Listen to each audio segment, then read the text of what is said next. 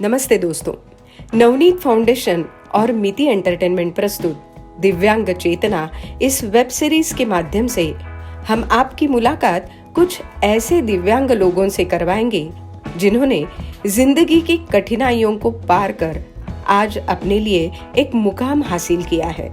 इन असाधारण लोगों के जीवन से हमें भी एक प्रेरणा मिले, सीख मिले और अपने जीवन में हम भी सकारात्मक रहे, इसी उद्देश्य के साथ नवनीत फाउंडेशन इस उपक्रम से जुड़ा हुआ है। इसीलिए नवनीत फाउंडेशन और मिति एंटरटेनमेंट इन विशेष लोगों के साहस को सलाम करता है और उनकी उपलब्धियों की सराहना भी करता है। तो आइए मिलते हैं आज के अपने विशेष अतिथि से। नीलेश छड़वेलकर। नीलेश जी was just 1.5 years old when he was diagnosed with polio. But now, he is a self-made, hard-working software designer and the creator of the first and only digital encyclopedia in Marathi. He is the owner of Shailini Software Solutions and Indian Institute of Knowledge. With growing business, he also fulfilled his social responsibility and carried out programs like blood donation camps, guidance lectures for the competitive examination aspirants, etc. He is the secretary of the All National Level Literature and Cultural Conference for Disabled People held at various parts of Maharashtra. So let's have a chat with Nilesh Chadvelkar. स्वागत है sir आपका। धन्यवाद। वैसे बचपन में बहुत सारी difficulties आपको आई होंगी। सामान्य बच्चे जो होते हैं उनसे एक अलग ज़िंदगी आपने जी है। कभी उस बात का कॉम्प्लेक्स हुआ आपको? जब मैं कॉलेज में जाने के एज का हो गया तब तक बहुत सा कॉम्प्लेक्स मेरे अंदर था। मैं ज़्यादा बाहर नहीं जा पा रहा था। हमारा एक ऐसा ओटा था, तो ओटे पे बैठ के हम लोग, मेरे दो बड़े भाई और बहन के साथ में ऐसे बॉल उड़ाता था और वो मैं बैठ के मैं जा नहीं पाता था। वो मेरे पास बॉल लाके मुझे देते थे। मुझे लगता था कि अरे मैं भी जाके मुझे भी उनका पीछा करना चाहिए, लेकिन वो हो नहीं पाता था। तो उस वजह से थोड़ा सा लगता था कि अरे मैं ये नहीं कर पा रहा हूँ। ऐसे चलता गया और ये कॉम्प्लेक्स या फिर जिसको हम न्यूनगंड कहते हैं वो मुझे कॉलेज के दिनों तक रहा। तो इसे कैसे ओवरकम किया आपने? ओवरकम करने के लिए ना फैमिली का एक अच्छा सपोर्ट रहा। दूसरा और एक चीज़ था कि जब मैं कॉलेज में गया तो मेरे जो दोस्त थे वो बहुत ही बढ़िया मिले। मैं कॉलेज या फिर कॉलेज ख़त्म होने तक मैं व्हीलचेयर यूज़ नहीं करता था, ओके, लेकिन फिर भी वो मुझे अपने कंधे पे पकड़ के ऐसे जैसे बच्चों को पकड़ के ले जाते हैं उस तरीके से वो मुझे पकड़ के जहाँ चाहे वहाँ मुझे घुमाते थे।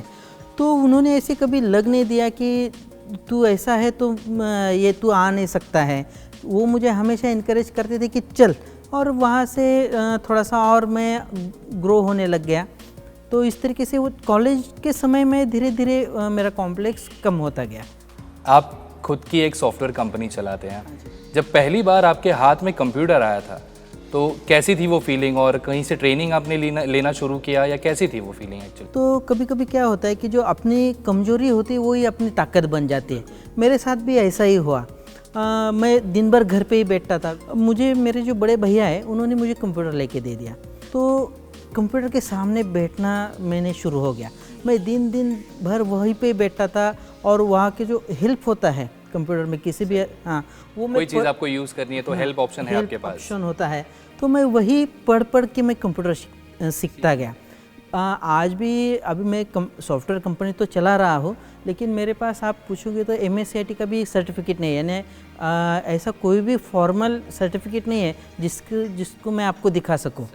मतलब यही होता है कि ट्रेनिंग क्लासेस में आप जाओ, वहाँ पे इतने सारे पैसे दो, फिर उसके बाद आपको सर्टिफिकेशन मिलता है। आपने घर में ही सारी चीज़ें शुरुआत कर ली थी, है ना? लेकिन एक बात ज़रूर जानना चाहूँगा, जब ये व्हील चेयर आपके हाथों में थी, या यूँ कहें कि आपकी ज़िंदगी इसी के ऊपर चल रही थी, पोलियो की वजह से कभी पढ़ाई में कुछ रुकावटें आई? हाँ, रुकावटें आई। एक दो चीज़ें मैं शेयर करना चाहूँगा। सबसे पहली तो बात ऐसी है कि मैं जब फर्स्ट स्टैंडर्ड से लेकर 4th स्टैंडर्ड तक, यानी 4थी कक्षा तक मैं स्कूल नहीं जा पाया, ओके। 5वीं से जब मैं जाना शुरू हुआ तभी भी क्या होता था कि बारिश आ गई, आज मुझे छोड़ने के लिए कोई नहीं है। तो ऐसी चीज़ों से क्या होता था कि मैं स्कूल नहीं जा पाता था। अगर मेरा एजुकेशन एबिलिटी अच्छा था फिर भी मैं कुछ ज़्यादा सीख नहीं पाया। जो भी सीखा हूँ मैं घर पे जो मिला उसी के सही है, against आप खुद जितना सीख सके वो आपने अडाप्ट कर लिया। हाँ जी। शैलिनी सॉफ्टवेयर सॉल्यूशंस के बारे में ज़रा कुछ बताइए। शैलिनी सॉफ्टवेयर सॉल्यूशंस ये सॉफ्टवेयर डेवलपमेंट का कंपनी है मेरा, और इसमें हम लोग कस्टमाइज एप्लीकेशंस में हम लोगों का एक्सपर्टाइज है। आज शैलिनी सॉफ्टवेयर सॉल्यूशंस मोबाइल एप्लीकेशंस हो, वेब डेवलपमेंट हो या फिर डेस्कटॉप एप्लीकेशंस हो, ये सब जो चीज़ें होती है सॉफ्टवेयर डेवलपमेंट के, उसमें काम करता है। इसमें फैमिली का कितना योगदान रहा? कोई भी जो डिसेबल पर्सन होता है ना, उसको डिफरेंटेबल बनाने में उसका फैमिली का और उसके जो सराउंडिंग में जो लोग होते हैं, पास वाले लोग, उनका बहुत अच्छा रोल होना बहुत ज़रूरी है। जैसे मैंने बोला कि मैं कॉलेज एज तक मेरा पूरा कॉम्प्लेक्स था मैं, लेकिन घर में माता और पिता ने धीरे धीरे उसको मुझे और अच्छे से उसको प्रेरित किया, और जहाँ जहाँ भी अपॉर्चुनिटी मिली वहाँ पे लेके गए। ये पूरे 40 साल की ज़िंदगी में 3 बार ऑपरेशन हो चुके हैं और 2 साल में प्लास्टर में था। तो ये सब मैं देख रहा था कि वो मेरे अच्छाई के लिए क्या क्या कर रहे हैं। तो उससे मुझे भी एक प्रेरणा मिलती रही और वो मुझे हमेशा प्रेरित करते गए। बिल्कुल, फैमिली सपोर्ट बहुत इंपॉर्टेंट होता है। बहुत ही इम्पोर्टेंट। नीलेश जी, आपकी जर्नी के बारे में हम जान रहे हैं, लेकिन आपकी जर्नी का अहम हिस्सा रहा है ज्ञानवेद। उसके बारे में बताइए, और कुछ अपकमिंग प्रोजेक्ट्स आपके हैं उसके बारे में हमें जानना है। पिछले 15 सालों से ज्ञानवेद के माध्यम से एजुकेशन सेक्टर में काम कर रहा हूँ।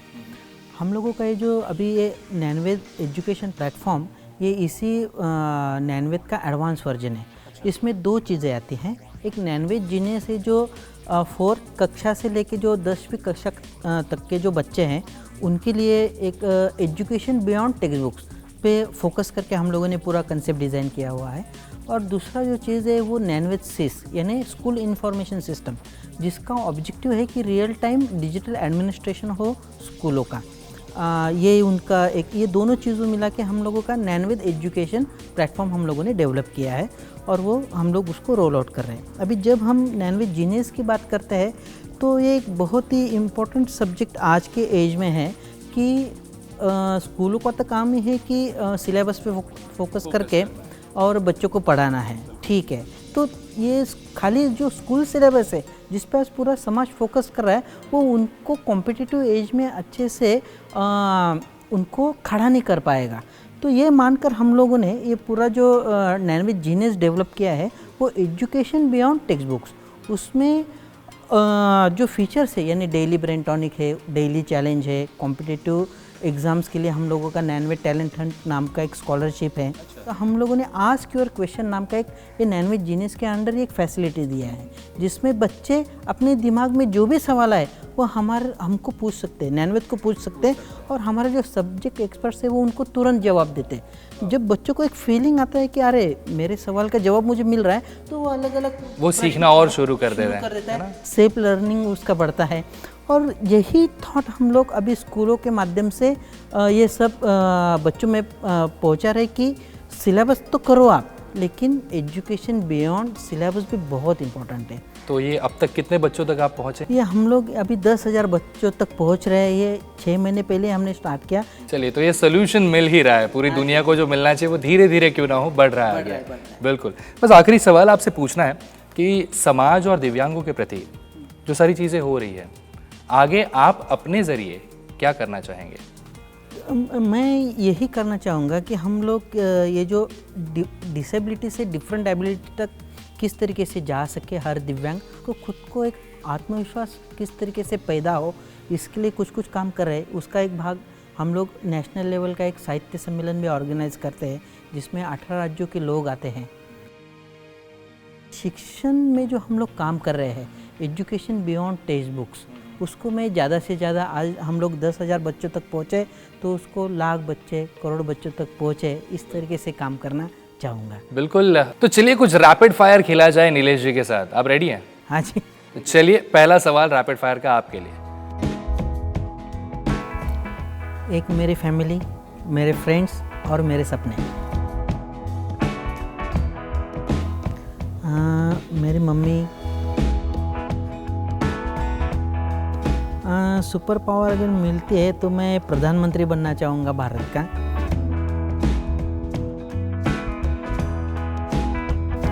Software, shoes,